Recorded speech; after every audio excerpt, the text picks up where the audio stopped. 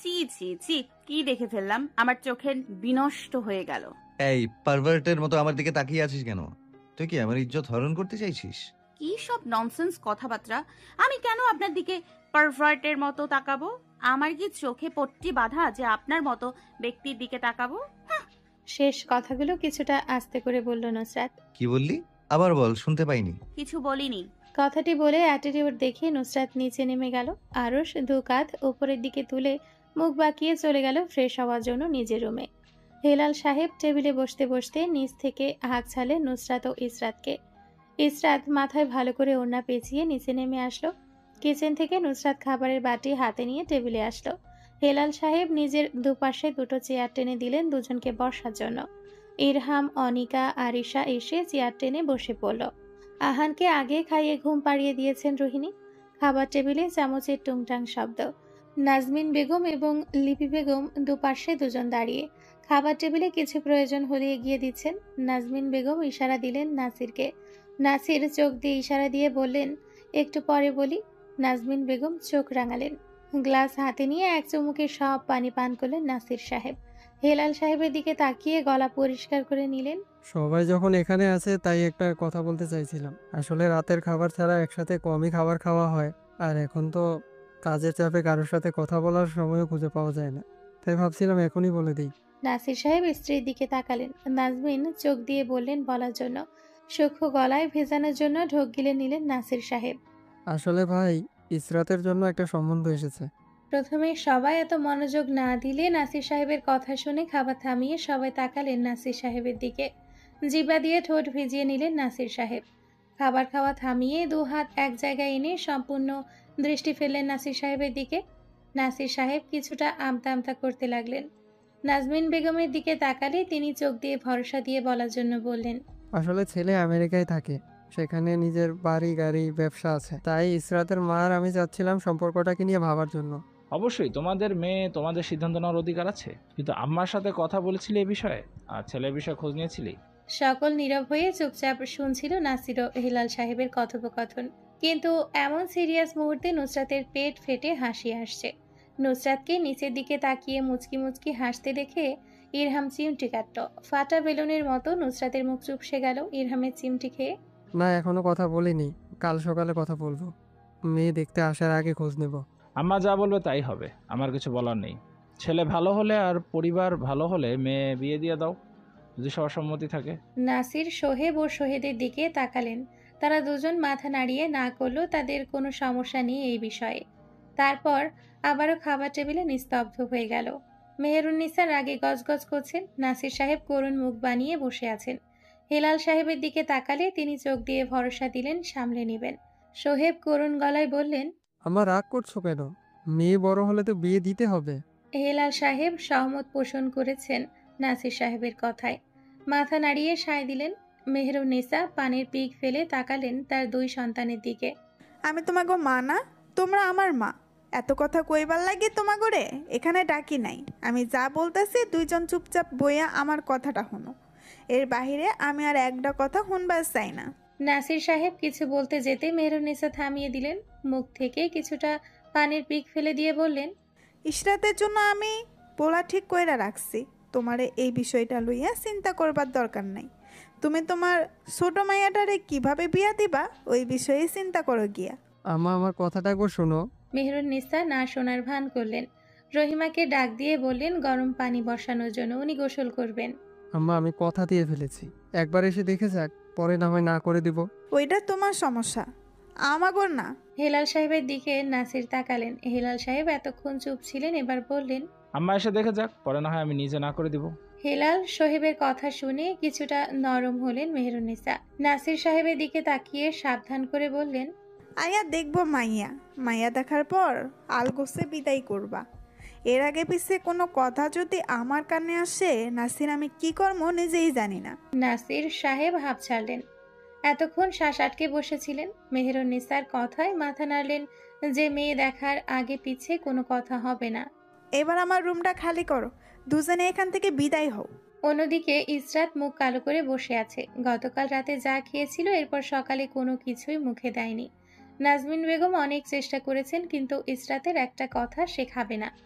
ইসরাত নিজের মনে বিড়বিড় করছে। আমার বিয়ে দেবে আর আমার পারমিশন নিল না। নুসরাত আর ইরহাম মিলে মজা নিচ্ছে ইসরাতের। ইরহাম হু হু হা হা করে হাসছে। নুসরাত আর ইরহাম নিজেদের দিকে তাকায় আর একজন আরেকজনকে থাপ্পড় মেরে মেরে হাসে। ইসরাত প্রচুর বিরক্ত হলো এদের আচরণ দেখে। বিরক্তিতে মুখ দিয়ে চরসূচক শব্দ বের হয়ে আসলো। কর্কশ গলায় বলল, কি হয়েছে তোদের? তোদের দুজনে বিয়ে লেগেছে, এভাবে হাহা রিরি করছিস কেন তোরা? ইসরাতের ধমক খেয়েও দুজনের হাসি থামলো না, আরো জোরে জোরে হাসতে লাগলো। ইসরাতকে নাক ফুলিয়ে তাদের দিকে তাকাতে দেখে ইরহাম ও নুসরাত হাসি বন্ধ করলো কিছুক্ষণের জন্য। তারপর আবারও বিকট শব্দে হাসা শুরু করলো। ইসরাতের মুখ দিয়ে বেরিয়ে আসলো, পাগল নাকি? বোন, তুই বিয়ে করতে চাইছিস না, কিন্তু তোর জন্য শুধু বিয়ের সম্বন্ধ আসছে। আর এদিকে আমি বিয়ে করতে চাই, কিন্তু আমাকে কেউ বিয়ে দিচ্ছে না, আবার কোনো সম্বন্ধও আসে না। আমার মতো দুঃখী ব্যক্তি এই সংসারে আর নেই। ইরহামের দিকে তাকিয়ে নুসরাত বলল, আই ইরহাম হাসি কান্না ইমোজি বলে হা হা করে হেসে বিছানায় গড়াগড়ি খেলো। এই জন্য দুজন আমাকে নিয়ে হাসছিস? আপুর জায়গায় আমি হলে কবেই লাগেজ গুছিয়ে চলে যেতাম ছেলের বাড়ি। তাহলে আমার জায়গায় তুই বসে যাস ওদের সামনে গিয়ে, তারপর সাথে চলে যাস, কেমন? 500 টাকা দিয়ে দিও, আমি মেসেজে গিয়ে বসে যাব। আরে আমাকে যেদিন দেখতে আসবে সেদিন আমি লাগেজ গুছিয়ে ছেলেপক্ষের সাথে তাদের বাড়ি চলে যাব। আহা, বিয়ের মতো ভালো কাজ কি আর হতে পারে? আমাকে কবে বিয়ে দেবে? এক কাজ কর নুসরাত, তুই আপুর জায়গায় ছেলে পক্ষের সামনে বসে যা। আইডিয়াটা ভালো দিয়েছিস। ইরহাম নুসরাতকেই বসিয়ে দেব। নুসরাত নাক ফুলিয়ে ইরহামের দিকে তাকালো। তার পার্টি থেকে ইসরাতের পার্টিতে এক মুহূর্তে চলে গেল শালা খবিশ। ইরহাম নুসরাতকে বিড়বিড় করতে দেখে বলল, বড় আপু দেখ আমাকে মনে মনে গালাগাল করছে। নুসরাত চোখ দিয়ে শাসালো ইরহামকে, বোঝালো রুম থেকে বের হ, দেখাচ্ছি মজা। ইরহাম ফাঁকা ঢোক গিলল, নিজ মনে ভাবলো, শাকচুনিটা এভাবে তাকাচ্ছে কেন? বাবারে, আর আপুর পক্ষপাতিত্ব করব না, পরে দেখা যাবে আমাকেই মেয়ে বানিয়ে পাত্রপক্ষের সামনে বসিয়ে দিয়েছে। আরে আমি তো তোর দলের, মজা করছিলাম তোর সাথে, তুই এভাবে তাকাচ্ছিস কেন? আমি তোকে অনেক ভালোবাসি আমার বোন। নুসরাত ভাব করলো ইরহামের কথা শুনেনি। বিছানার পাশ থেকে নিজের মোবাইল হাতে নিল, ইরহামকে শুনিয়ে শুনিয়ে বলল, ইরহাম নামক এক যুবক সৌরভী নামের এক যুবতীর কাছে। পরের লাইন বলার আগেই ইরহাম মুখ চেপে ধরল। ইসরাত দুজনের দিকে ভ্রুকুচকে তাকিয়ে রইল। ইরহাম নুসরাতের পেছনে দাঁড়িয়ে বলল, বোন, তোর দুইটা পায়ে পড়ি, বড় আপুর সামনে বলিস না, মান সম্মান সব ধুলোয় মিশে যাবে। আমার সোনা রূপা তামা বোন বলিস না, আর জীবনেও তোকে পচাবো না আপুর পক্ষ নিয়ে। দুটো কি গুজুর গুজুর ফুসুর ফুসুর করছিস? আবার কোনো গন্ডগোল পাকানোর চিন্তা ভাবনা করছিস নাকি? ইরহাম ও নুসরাত দুজন দু হাত তুলে না করলো। তারা কোনো গন্ডগোল পাকানোর চিন্তা করছে না।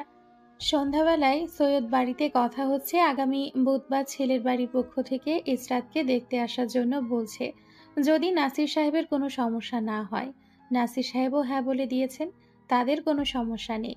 যখন থেকে পাত্রপক্ষ আসার গুঞ্জন শুরু হয়েছে তখন থেকে ইসরাত ঠোসঠাস কাজ করছে, ঘর ঝাড়ু দিচ্ছে আর চোখের পানি মুছছে। সকালে ইসরাত যখন খাবার খাচ্ছিল না, নাজমিন বেগম বলেছিলেন পাত্রদের না করে দিবেন। তাহলে এখন কেন ইসরাতকে দেখতে আসছে?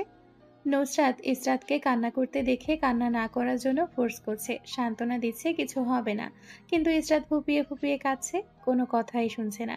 ইসরাতের ফুপানো কান্না কিছুক্ষণ পর হাও মাও কান্নায় পরিণত হয়। নাজমিন বেগম কিচেনেই ছিলেন। রোহিণী জোর করে নাজমিন বেগমকে ইসরাতের রুমে পাঠালো যাতে মেয়েটা কান্না থামায়। নাজমিন বেগম ইসরাতের রুমে আসলেন। ইসরাতকে মেঝেতে হেলান দিয়ে বসে থাকতে দেখে ইসরাতের পাশে গিয়ে বসলেন। নাজমিন বেগম ইসরাতের পিঠে হাত বুলিয়ে মাথায় হাত বুলিয়ে দিলেন, সান্ত্বনা দিয়ে বললেন, ইসরাত, দেখতে আসলেই তো বিয়ে হয়ে যায় না, আসবে দেখবে দেখে চলে যাব, আমরা না করে দিব। মা, কান্না করিস না।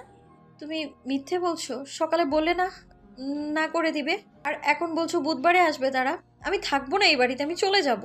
ইসরাত, বাচ্চামো করো না। আমার না করেছে তোমার এখন বিয়ে না দেওয়ার জন্য, কান্না করো না।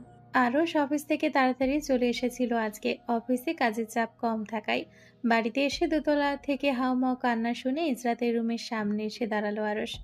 ঘটনা বোঝার জন্য দরজা পাশে দাঁড়িয়ে নাজমিন বেগম ও ইসরাতের কথা শোনার চেষ্টা করলো। নাজমিন বেগম আবার বললেন, আচ্ছা, পাত্রপক্ষের সামনে তোকে যেতে হবে না, নুসরাতকে দেখিয়ে দিব পাত্র হিসাবে। ওর তো কোনো সমস্যা নেই বিয়ে করতে। এতদিন বিয়ে করার জন্য আমার কানের পোকা মেরে ফেলেছিল। বুধবারে নুসরাতকে কোণে বলে বসিয়ে দিব। নুসরাতের মুখ হা হয়ে গেল। তাকে ফাঁসিয়ে দিল বিয়ে চক্করে। একটু মজা করে কথা বলে বলে তাকে ইসরাতের জায়গায় বসিয়ে দিবে। জাতি কি মেনে নিবে তাকে? নুসরাত তেলে বেগুনে জ্বলে উঠল, কর্কশ গলায় বলল, আমি বলেছি এটাকে বিয়ে করব? এইডারে দেখতে পুরো আঙ্কেলের মতো। আমি সুগার ড্যাডি বিয়ে করব না। তোমার ইশরাতকে বিয়ে দাও। আমি বিয়ে করব একটা হ্যান্ডসাম ম্যানকে, যাকে দেখে আমার পুরো বংশের মানুষ টাসকি খেয়ে যাবে, যে কথার সাথে টাকা বের করে আমাদের হাতে ধরিয়ে দেবে। কথা বললেই টাকা বের হবে। তোর পরিকল্পনা দেখে আমি শিহরিত। এত বাজে কল্পনা তুই কিভাবে করিস? ছি। আর এক কাজ করিস, এত টাকা তো কারোর কাছে থাকে না। তুই টাকার মেশিনকে বিয়ে করে নিস, তাহলেই হবে। কিচ্ছু বলবে না, সারাদিন তোর বকর বকর শুনবে, আর চাপ দিলেই শুধু টাকা বের হবে। কিছুক্ষণ থেমে আরুষ আবার বলল,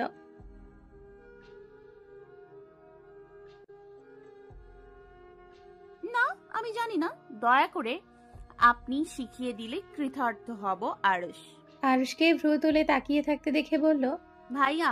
নুসরাতকে পাত্তা না দিয়ে এবার আরুষ নাজমিন বেগমকে জিজ্ঞেস করলো, কি হয়েছে চাচি? ইশরাত কান্না করছে কেন? গতকাল রাতে যে পাত্রের কথা বলা হয়েছিল তারা ইসরাতকে দেখতে আসছে বুধবারে, এই জন্য কান্না করছে। এখন বিয়ে করবে না ও। কান্না করো না, ভাইয়া আছি না, সব সামলে নিব। বিয়ে না করলে না করবে, কে তোমাকে জোর করে বিয়ে দেবে? কান্না বন্ধ করো, কিছু খেয়ে পড়তে বসো। চাচি, কিছু খেতে দিন ইশরাতকে। নুসরাত আরুষকে ভাঙাচ্ছিল। হুবহু নকল করে মুখের আকৃতি পরিবর্তন করে বলল, কান্না করিস না ভাইয়া, আছি না, সামলে নিব। কান্না বন্ধ করো, কিছু খেয়ে পড়তে বসো। চাচি, কিছু খেতে দিন ইশরাতকে। তোর মুখের কি হয়েছে? এরকম করেছিস কেন? কিছু হয়নি। আরুষ একবার ইসরাতের দিকে তাকিয়ে চলে গেল, আবার কি মনে করে অর্ধেক রাস্তা থেকে ফিরে আসলো। চাচি, নুসরাতের বেশি বিয়ের শখ হলে আমাকে বলবেন। আমার কাছে গজম্বর আলী নামক এক পাত্র আছে, আপনি চাইলে বায়োডাটা দিতে পারি চাচি। কথাটা বলে মুচকি মুচকি হাসলো। নুসরাত মুখ থমথমে করে ফেলল। আরুষের উদ্দেশ্যে খুবই বাজে একটা গালি দিল। চাচি দেখুন কিভাবে তাকিয়ে আছে, মনে হচ্ছে আস্ত গিলে খাবে।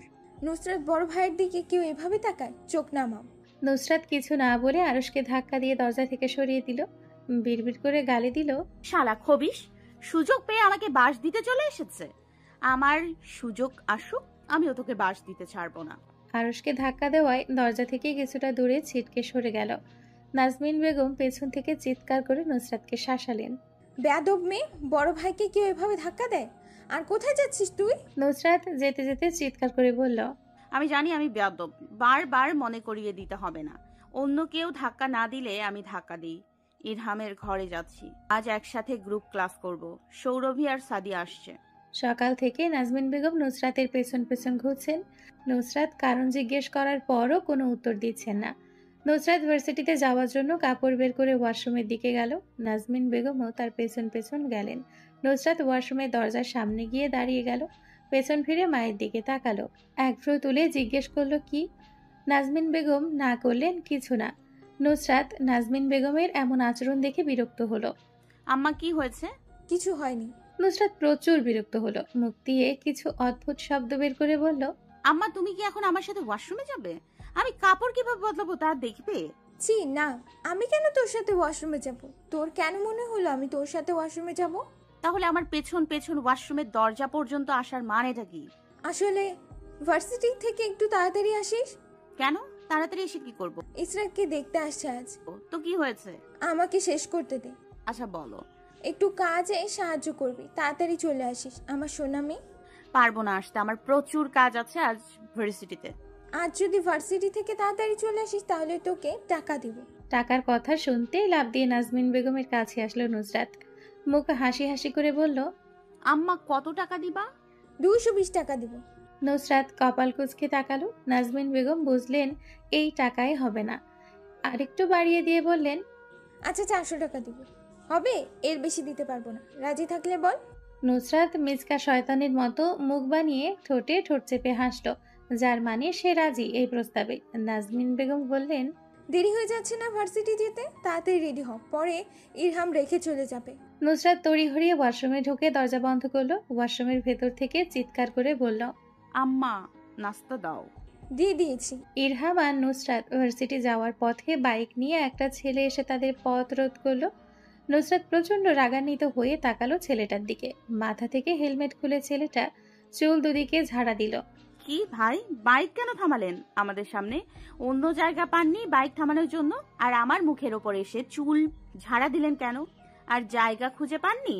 আমার সেন্সিটিভ নাক এখন পিট পিট করছে। আজাইরা মানুষ, কাজ কাম নাই, আমার নাকের বিনাশ করে দিলেন।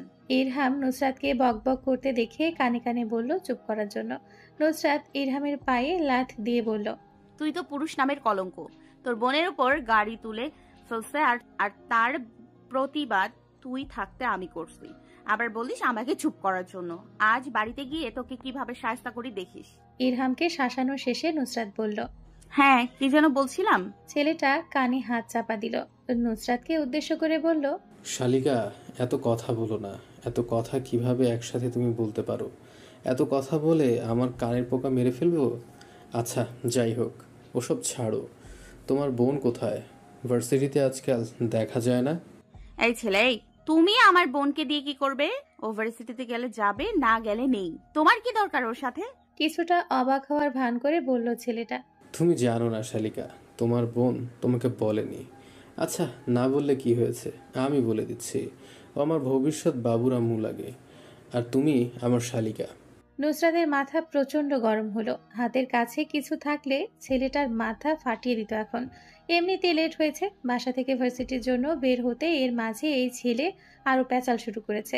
নুসরাত হালকা ঝুঁকে ছোট্ট একটা পাথর হাতে নিল। নুসরাতকে এভাবে হঠাৎ ঝুঁকতে দেখে ছেলেটাও ঝুঁকে তাকালো নুসরাতের সাথে। যখন দেখলো নুসরাত ছোটখাটো পাথর তুলছে, ছেলেটা বুঝে গেল ওর ওপরেই পাথরটা মারা হবে। বাইক স্টার্ট দেওয়ার আগেই নুসরাত ছোটখাটো পাথরটা ছেলেটার উদ্দেশ্যে ছুঁড়ে মারল। পাথরটা ছেলেটার চোখের কিছুটা ওপরে পড়ল। নুসরাতকে আবার ঝুঁকতে দেখে বাইক টান দিয়ে চলে যেতে যেতে বলল, যেমন বড় বোন তোমার ছোট বোন। আয় হায়, আমার চোখ ফাটিয়ে দিল শালি। নুসরাত হাত ঝেড়ে বিশ্রী গালি দিল। ইরহামের বাহুতে থাপ্পড় মারল। ইরহাম থাপ্পড় খেয়ে হাত দিয়ে বাহু ঘষল। তুই ভাই নামের কলঙ্ক, ছেলে নামেরও কলঙ্ক। অন্যদিকে সৈয়দ বাড়ির গেটের সামনে থেকে গাড়ির হর্নের শব্দ আসলো। জাইন নিজের রুমের জানালার পর্দা সরিয়ে রাস্তার দিকে তাকালো। কাঙ্ক্ষিত ব্যক্তিকে ওখানে দাঁড়িয়ে থাকতে দেখে হালকা হাসলো, যা আবার নিমিষেই মিশে গেল মুখের সাথে। মুখ গম্ভীর বানিয়ে ফর্মাল শার্টের ওপরে বোতাম লাগিয়ে নিল জাইন। দিভান হতে কোট হাতে তুলে নিয়ে রুম থেকে বের হলো। রুম লক করে সিঁড়ির দিকে চলে গেল। ইসরাতে রুম ক্রস করার সময় রুমের দিকে তাকিয়ে আবারও চোখ ফিরিয়ে নিল। নিচতলায় নেমে লিপি বেগমকে ডাক দিয়ে বলল ফিরতে লেট হবে। জাইন কথাটা বলে মেইন দরজা খুলে বের হয়ে গেল। লিপি বেগম কিচেন থেকে বের হয়ে আসলেন। পেছন থেকে চিৎকার করে বললেন, তুই আরশ, ইরহাম সবগুলো চলে যাচ্ছিস।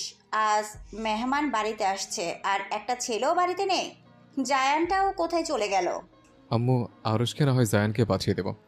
আমি এইসবে থেকে কি করব? আমার কাজ আছে ডেলার সাথে। লিপি বেগম মুখ কালো করে চেয়ে থাকলেন জাইনের দিকে। মুখ দেখে বোঝা গেল ডেলার কথা শুনে ওনার মুখ কালো হয়ে গিয়েছে। প্রফেসর ক্লাস করাচ্ছেন, সবার মনোযোগ প্রফেসরের দিকে হলেও শেষের বেঞ্চে বসা তিনজন মেয়ের কোনো মনোযোগ নেই সেদিকে। তারা আছে তাদের নিজেদের গল্প নিয়ে। কিছুক্ষণ পর পর পেছনের বেঞ্চ হতে আসছে ফিস ফিস হাসির শব্দ। প্রফেসর নিজের ক্লাস শেষে নিজের মাইক প্রজেক্টর গুছিয়ে চলে গেলেন ক্লাস থেকে। প্রফেসর বের হওয়ার সাথে সাথে যারা ক্লাস করবে না তারা বের হয়ে গেল। নুসরাত ব্যাগ হাতে নিয়ে ক্লাস হতে বের হলো, সাথে ইরহামও বের হলো। সাদিয়া আর সৌরভী সব ক্লাস করে যাবে বাসায়, তাই তারা ক্লাসে রয়ে গেল। ক্লাস থেকে বের হয়ে করিডোরে দাঁড়াতেই জুন মাসের রোদের তাপ শরীরে লেগে খা খা করে উঠল। নুসরাতের মনে হলো তার শরীর জ্বলে পুড়ে শেষ হয়ে গেল। চল আইসক্রিম খাই, এই গরমে শরীর পুড়ে গেল। আইসক্রিম খেলে একটু আরাম লাগবে। রোদের জন্য নুসরাত চোখ কুচকে তাকিয়ে বলল, তুই গিয়ে নিয়ে আয়, আমি এখানে অপেক্ষা করছি তোর জন্য। ইরহাম আচ্ছা বলে আইসক্রিম কিনতে চলে গেল। নুসরাত কপাল হতে ঘাম মুছে এদিক সেদিক তাকিয়ে ছাত্রছাত্রীদের যাওয়া আসা দেখতে লাগলো। কিছুক্ষণ পর ইরহাম আইসক্রিম নিয়ে আসলে দুজনে ভার্সিটি থেকে বের হয়ে রাস্তার পাশে দাঁড়ালো। দাঁড়ানো 2 মিনিটের মাথায় একটা রিক্সা আসলে সেটা ভাড়া করে উঠে গেল রিক্সায়। সৈয়দ বাড়ির সামনে গিয়ে রিক্সা থেকে নেমে গেল নুসরাত আর ইরহাম। ভাড়া মিটিয়ে বাসার গেটের সামনে থেকে নতুন মানুষের কথা শব্দ শুনে ইরহামকে বলল, মনে হয় মেহমান চলে এসেছে। আমি কিচেনের দরজা দিয়ে ভেতরে যাচ্ছি। আমি এই বেশ নিয়ে নতুন মানুষের সামনে দিয়ে যাব? আমিও কিচেনের রাস্তা দিয়ে যাব তোর সাথে। নুসরাত আর ইরহাম কিচেনের দরজা দিয়ে গিয়ে বাড়ির ভেতর ঢুকলো। নুসরাত, তুমি বাড়ির পেছনের দরজা দিয়ে ঢোকো। এই দিক দিয়ে গেলে তো ড্রয়িং রুম হয়ে যেতে হবে। আমি বাড়ির পেছনের দরজা খুলছি, আর তুমি ফ্রেশ হয়ে কিচেনে আসো, কিছু কাজ আছে। ইরহাম, ফ্রেশ হয়ে ওখানে বসো, কোনো কিছুর প্রয়োজন হলে এগিয়ে দিবে। ভাইয়ারা এখনও কেউ বাসায় আসেনি, বড় ভাই ততক্ষণে তাদের সাথে কথা বলুক। দাঁড়িয়ে আছো কেন? যাও তাড়াতাড়ি দুইজন। আর নতুন কাপড় পরে বের হবে। ইরহাম, নুসরাত, তুমি একটা কামিজ পরে নিও মা, প্লিজ। রোহিণী কাজ করতে করতে তাড়াহুড়ো করে কথাগুলো বলল। নুসরাত আচ্ছা বলে চুপচাপ বাড়ির পেছনের দিকে চলে গেল। ইরহাম ও নুসরাতের পেছন পেছন দৌড়ালো। রহিমা এসে দরজা খুলে দিল। তারা দুজন বাড়ির পেছনে দরজা দিয়ে নিজের রুমে চলে গেল। নাসির সাহেব বাড়িতে এসেছেন কিছুক্ষণ হলো। ছেলের বাড়ির সবার সাথে পরিচিত হওয়ার পর রাজনৈতিক বিষয় নিয়ে আলাপ আলোচনা করছেন। সবার নিজস্ব মতামত দিচ্ছে, কোন সরকার থাকলে ভালো হবে, কোন সরকার থাকলে খারাপ হবে। এসব বিষয় নিয়ে বয়স্ক মানুষদের মধ্যে তর্ক বিতর্ক চলছে। মেহরুন্নিসা লাঠি ভর দিয়ে এসে বসলেন ড্রয়িং রুমের সোফায়। মুখের ভেতর একদলা পান সুপারি। ছেলে বাড়ির মানুষ সালাম দিলেন মেহরুন্নিসাকে। মেহরুন্নিসা সালামের জবাব ফিরিয়ে দিয়ে জিজ্ঞেস করলেন, পোলা কোনটা? মতিউর সাহেব হেসে তার পাশে বসে থাকা 30 বছরের এক ছেলে দেখিয়ে বললেন, আমার ছেলে সিয়াম চৌধুরী। মেহরুন্নিসা কপাল কুঁচকে সিয়াম নামে ছেলেটার উপর থেকে নিজ চোখ বোলালেন। ছেলেটাকে পর্যবেক্ষণ করা শেষে মুখের বিকৃতি ঘটিয়ে বললেন, এইটা পোলা? আমার ইশরাতের জন্য এইটারে তুই পছন্দ করছিস নাসির? নাসির সাহেব চোখ দিয়ে ইশারা দিলেন মেহরুন্নিসাকে এরূপ কথা না বলার জন্য। মেহরুন্নিসা কারোর কথা শোনার পাত্রী না। তিনি আবার বললেন, এই পোলার তুলনায় আমার আশিক বহুত সুন্দর। মেহরুন্নিসাকে কথা বলতে না দিয়ে হেলাল সাহেব কথা বলা শুরু করলেন। মেহরুন্নিসা খেপে গেলেন হেলালকে তার কথার মধ্যে বাঁ হাত ঢোকানোর জন্য। তা তোমার শিক্ষাগত যোগ্যতা কতটুকু? জি, গ্র্যাজুয়েট। এত কম পড়াশোনা করছে তুমি? আমার ছোট নাতিটা তো তোমার তুলনায় বেশি পড়াশোনা করছে। নাসির সাহেব কপাল চাপড়ালেন। মেহরুন্নিসার ছেলে পছন্দ হয়নি, এজন্য এরকম উল্টাপাল্টা কথা বলছেন। নুসরাত আর ইরহাম ড্রয়িং রুমে এসে ছেলে পক্ষের সবাইকে সালাম দিল। চোখ দিয়ে গণনা করলো কতজন মানুষ এসছে। নাসির সাহেব নুসরাতকে দেখিয়ে বললেন, আমার ছোট মেয়ে। ছেলের মা নুসরাতকে দেখে মুখ কি রকম বানিয়ে ফেললেন। নুসরাত মহিলার দিকে তীক্ষ্ণ দৃষ্টিতে তাকিয়ে কিচেনে চলে গেল। রোহিণী নুসরাতকে জিজ্ঞেস করলো, কতজন মানুষ এসেছে? 7 জন। কে কে এসেছে জানো? ছেলের মা, ছেলের বাবা, মেবি ছেলের ভাই আর ছেলের দাদি, আর জানি না। ডাইনিং রুমে গিয়ে টেবিল সাজাও তাড়াতাড়ি। এর মধ্যে ছেলের মা পারভিন ময়মুনা বললেন, মেয়েকে নিয়ে আসুন, অনেকক্ষণ তো হলো আসলাম। আগে নাস্তা শেষ করুন, তারপর মেয়ে দেখবেন। ইরহাম এসে বলল সবাইকে ডাইনিং রুমে আসার জন্য। পারভিন বেগম হাতে ছোট্ট একটা পার্স নিয়ে লাফ দিয়ে উঠে দাঁড়ালেন। মুখের বিকৃতি ঘটিয়ে গিয়ে ডাইনিংয়ে বসলেন। চিকেন ফ্রাই মুখে দিয়ে এমন ভাব করলেন যেন বমিই চলে আসবে। টিস্যু হাতে নিয়ে মুখ থেকে চিকেন ফ্রাই বের করে ফেলে দিলেন পারভিন। সিয়াম চিকেন ফ্রাই হাতে নেওয়ার আগে পারভিন বললেন, ওটা খাস না, একদম বিশ্রী হয়েছে। সবার চোখ পারভিন বেগমের দিকে। পারভিন বেগম এমন ভাব করলেন উনি বুঝতে পারছেন না সবাই কেন ওনার দিকে তাকিয়ে আছে। এই পরিবেশ সামাল দেওয়ার জন্য মতিউর রহমান মিথ্যে কাশি দিলেন। গলা খাকারি দিয়ে বললেন, সিয়াম বাবা, অন্যগুলো টেস্ট করো, দারুণ হয়েছে খেতে। সিয়াম মাথা ঝুঁকিয়ে বসে থাকলো। পারভিন বেগমের নেওটা হওয়ায় ওনার পারমিশন ছাড়া কোনো খাবারে হাত দিল না। এই ইরহাম শালা কি নিব্বি? মনে তো হচ্ছে সেই রকমই। মায়ের কথা ছাড়া খাবারে হাত দিচ্ছে না। এর সাথে তো বড় আপুর বিয়ে দিলে সারা জীবন আপুকে কাঁদতে হতো। নুসরাত বৃদ্ধ আর তর্জনী আঙ্গুল থুতনিতে রেখে বয়স্ক লোকেদের মতো করে বলল, হুম। নাস্তা শেষে সবাই ড্রয়িং রুমে আসলো। রোহিণী গিয়ে নুসরাতকে নিয়ে আসলো পাত্রপক্ষের সামনে। পারভিন বেগম ইসরাতকে 2 চোখ দিয়ে পর্যবেক্ষণ করলেন। পর্যবেক্ষণ শেষে বিড়বিড় করলেন, ঠিকই মনে হচ্ছে। মতিউর সাহেব প্রশংসায় পঞ্চমুখ পাত্রীর। মুখ দেখে বোঝাই যাচ্ছে পাত্রী ওনার অনেক পছন্দ হয়েছে। মতিউর সাহেব ওনার ছেলের দিকে তাকালেন, যে মাথা নিচু করে নিচের দিকে তাকিয়ে আছে। পারভিন বেগমের সাথে ইশারায় কিছু কথা বলে নিলেন। ইশারা দিয়ে বললেন, সামনে কথা আগাবেন নাকি? পারভিন বেগম বললেন তিনি কথা বলছেন। পারভিন বেগম জিজ্ঞেস করলেন, তো মেয়ে রান্না করতে জানো? ছেলে বন্ধু আছে? জি না। পারভিন বেগম জরুরি কিছু বলার জন্য সবার দৃষ্টি আকর্ষণ করলেন। ইসরাতের দিকে তাকিয়ে বললেন, ছেলে বন্ধু নেই, ভালো কথা। রান্না জানো ভালো? বিয়ের পর কোনো চাকরি বাকরি করতে পারবে না, নিজের সংসার সামলাবে আর পড়াশুনো যতটুক করেছো ব্যাস, আর লাগবে না। নুসরাত ও ইরহাম ভ্রুকুচকে তাকিয়ে রইল মহিলার দিকে। মহিলা এসব কি বলে? নিজ ইচ্ছা মতে যা ইচ্ছা তাই বলে চলেছে। তাদের তো আগে জিজ্ঞেস করবে ছেলে কি তাদের পছন্দ হয়েছে কিনা। ইরহাম নুসরাতের কানে কানে বলল, ভারী বেয়াদব মহিলা তো। মেয়ে দেখতে এসে কেউ এভাবে কথা বলে, তাও আবার সবার সামনে। এই সম্বন্ধ হওয়ার আগেই শেষ হয়ে গেল। নুসরাত উত্তর না দিয়ে পারভিন বেগমের দিকে এগিয়ে গেল। মাথা কাত করে পারভিন বেগমের দিকে তাকালো, ঠোঁট বাঁকিয়ে হালকা ব্যঙ্গাত্মক হাসি দিল। নুসরাত হাত তুলে দরজা দেখিয়ে বলল, ওই যে সামনের দরজা, সম্মানের সহিত বের হয়ে যান, সাথে আপনার এই নিব্বি ছেলেকে নিয়ে। আমাদের পাত্র পছন্দ হয়নি। আপনার ছেলে আর যাদের নিয়ে এসেছেন তাদের নিয়ে যেতে পারেন। এই যে দরজা, না চিনতে পারলে আমি আপনাকে ওখানে পৌঁছে দিয়ে আসবো। নুসরাতের দিকে আঙ্গুল তুলে পারভিন বেগম বললেন, নাসির ভাই, আপনি এই মেয়ের মতো বেয়াদবকে কিভাবে বিয়ে দিবেন? একে তো শ্যামলা, তার উপর গলার ঝাঁজ দেখুন। কি বেয়াদব মেয়ে! ছোট বোন যেরকম বড় বোনও তো সেরকম হবে। আপনার থাইকা তো ভালো আমাগো মাইয়াটা।